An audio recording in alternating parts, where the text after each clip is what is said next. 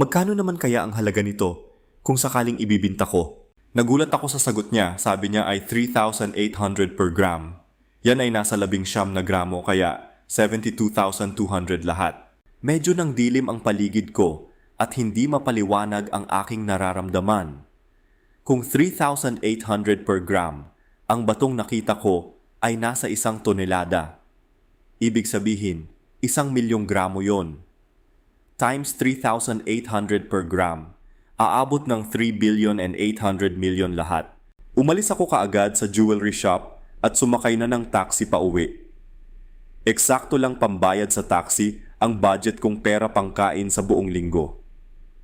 Pagdating ko sa bahay, itinago ko kaagad ang necklace sa loob ng sekretong bulsa ng aking bagahe at ipinadlock sa aking cabinet at nilagyan ng 3 kandado.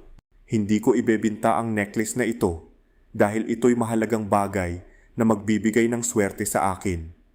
Inisip ko na babalik na lang ulit sa gubat kung saan ko itinago ang natirang bato. Masyado akong kinabahan at pinag-iisipang mabuti ang aking susunod na mga hakbang.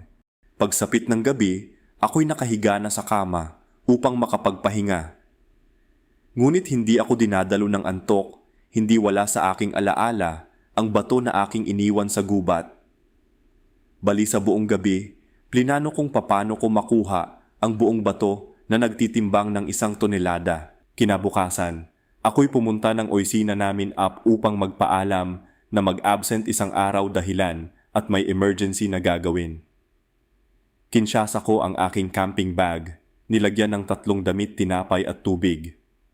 Nagdala din ako ng 5 sardinas para makakain kapag nagutom. Ako ay naglakad na patungo sa gubat. May dala akong martilyo, pala ay piko. Nang ako'y nasa kalahati na ng aking paglakbay, ako'y sumilong muna at nagpahinga. Inilapag ko muna ang aking bitbit na napakabigat. Nagpatuloy ako sa aking paglakad hanggang narating ko ang lugar.